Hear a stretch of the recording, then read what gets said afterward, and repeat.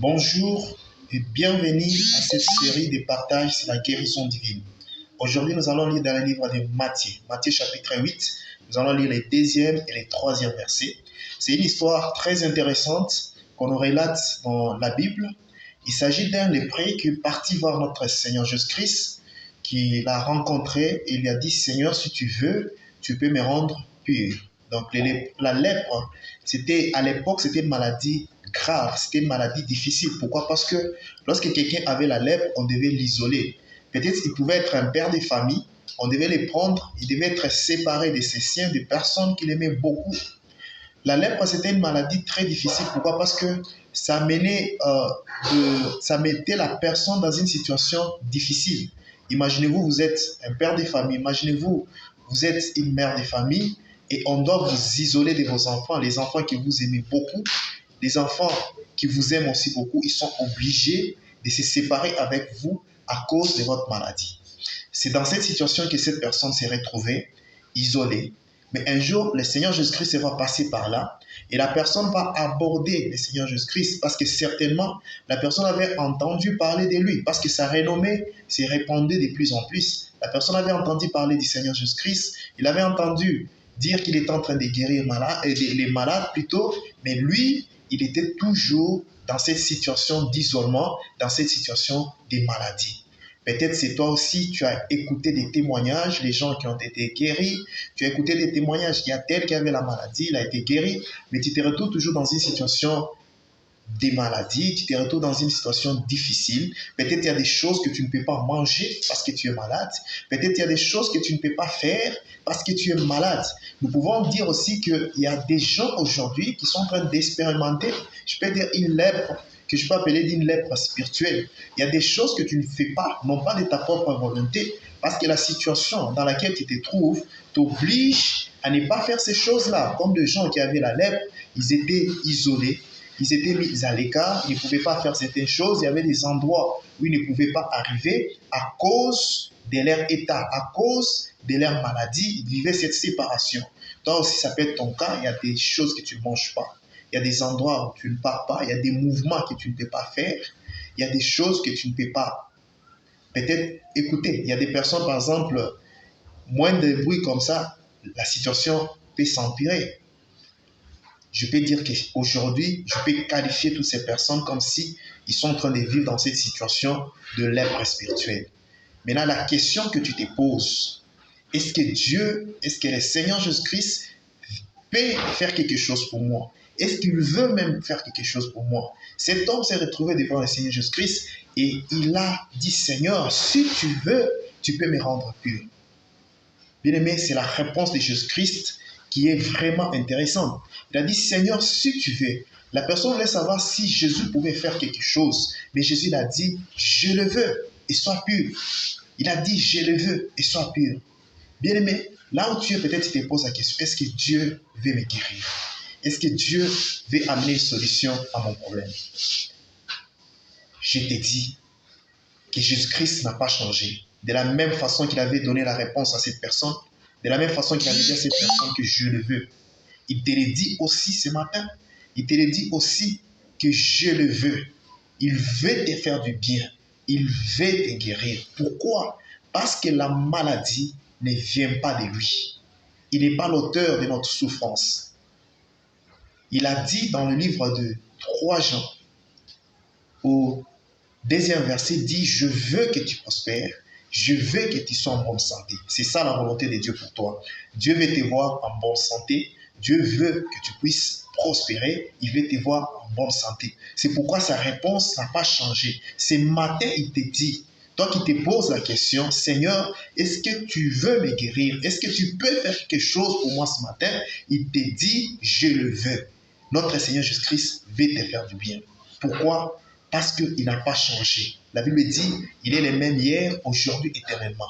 Lorsqu'il marchait dans les rues de Galilée, lorsqu'il marchait pendant le temps où il était en chair sur cette terre, partout où il passait, on amenait des malades. Et il avait de la compassion pour ces malades. Partout où il passait, on amenait les infirmes. Il y avait les boiteux, les paralytiques. On les amenait. il avait la compassion. À chaque fois qu'il voyait les gens souffrir, il avait cette compassion et il apportait solution à leurs problèmes. Il ne les rejetait pas. Il avait cette compassion-là. Il les guérissait. Et la Bible dit, vous savez comment notre Seigneur Jésus-Christ allait des lieux en lieux, faisant du bien.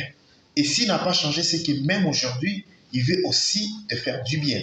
S'il n'a pas changé, c'est que même aujourd'hui, il veut aussi te guérir. Il veut te rendre pur. Il veut te guérir. Il veut te restaurer. Il veut amener quelque chose de nouveau dans ton corps. Bien-aimé, quel que soit ce qu'on t'a dit à l'hôpital, quels que soient les diagnostics que les médecins t'ont dit, sache que Jésus-Christ, il a la compassion pour toi. Cette compassion n'a pas encore changé. Cette compassion n'a pas encore diminué.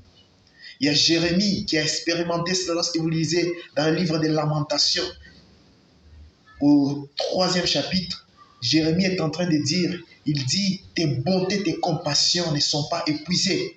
Tu les renouvelles chaque matin. À chaque fois qu'il est matin, à chaque fois qu'il y a un nouveau jour qui arrive, sache que les bontés de Dieu sont encore renouvelées dans ta vie. Et aujourd'hui, c'est ton jour.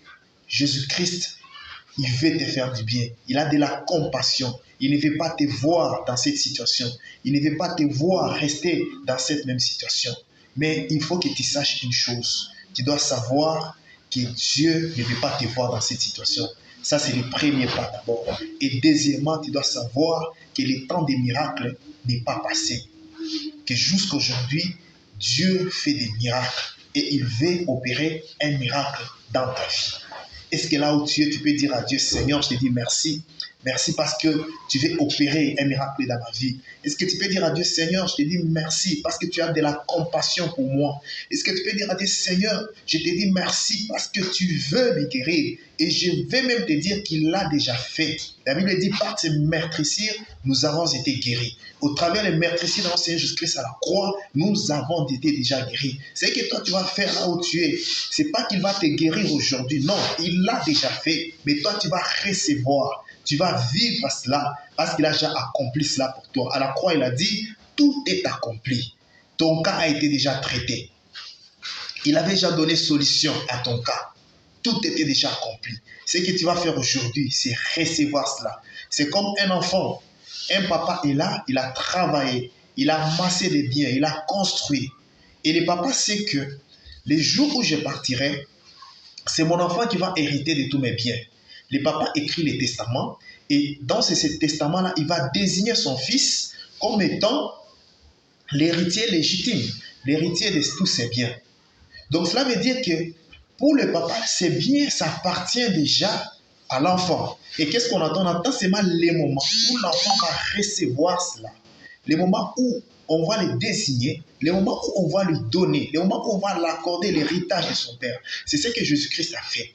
Il t'a déjà guéri. Mais aujourd'hui, c'est le jour où tu vas expérimenter, tu vas recevoir cette guérison. Tu vas vivre ces miracles dans ta vie parce que lui, il a déjà fait. C'est pourquoi là où tu es, je le déclare au nom de notre Seigneur Jésus-Christ.